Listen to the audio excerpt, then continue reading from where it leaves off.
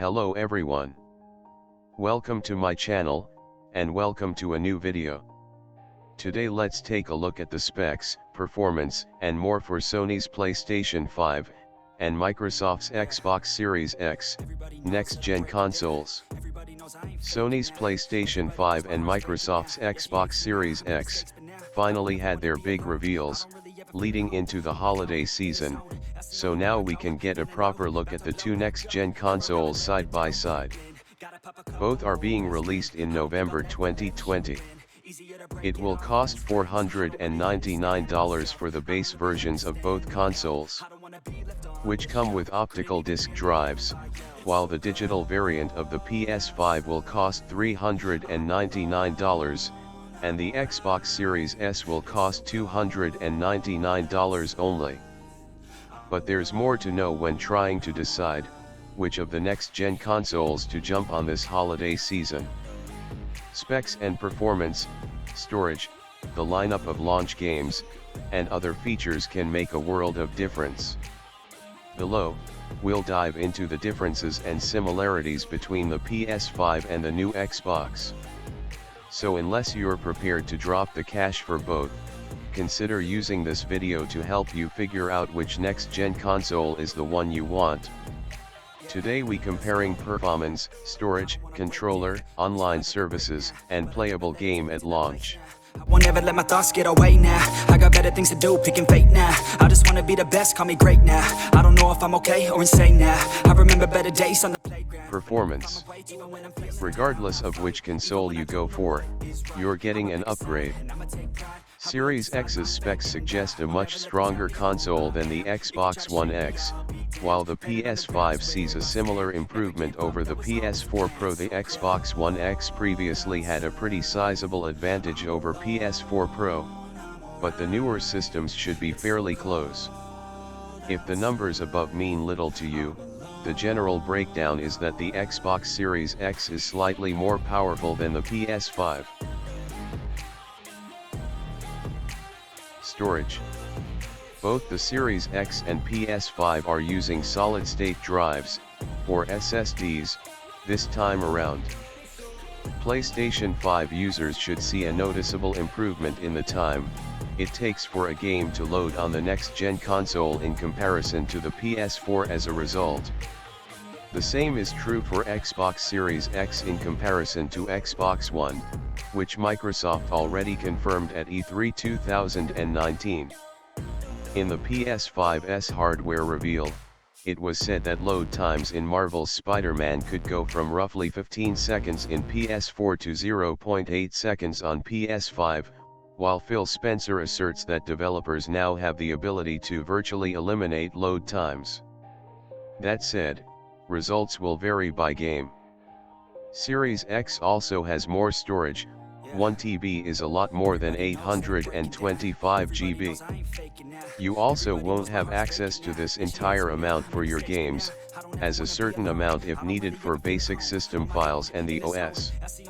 Now, both consoles rely on SSD, so both are going to load a lot faster than their predecessors. The problem, of course, comes with the increasing sizes of games. Single games, even both updates, can be north of 50 GB each. Both Xbox One X and PS4 Pro already use 1 TB when it comes to storage. And that's already beginning to feel a little small, especially with games like Call of Duty, Warzone having massive download sizes. So you're already starting out with a bit more to work with on Series X. You theoretically won't have to juggle your digital library of games, or invest in external storage as frequently with an Xbox Series X, but we don't know how much of the storage on Series X and PS5 is reserved for games and apps. Some of that storage will be going to other software, just like on Xbox One and PS4. Expansion cards will also be available, but they are very expensive. Controller. The PS5's DualSense controller is a major evolution on the design used for the DualShock 4 before it. The console includes haptic feedback, including adaptive triggers that can add resistance based on the game. It also includes a speaker and a similar touchpad to the one included on the DualShock 4. The changes make it slightly bigger, but with a form factor PlayStation fans will recognize.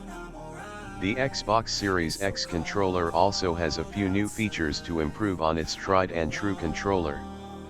The new controller has a slight reduction in size, a share button, and a hybrid 4-way and 8-way directional pad.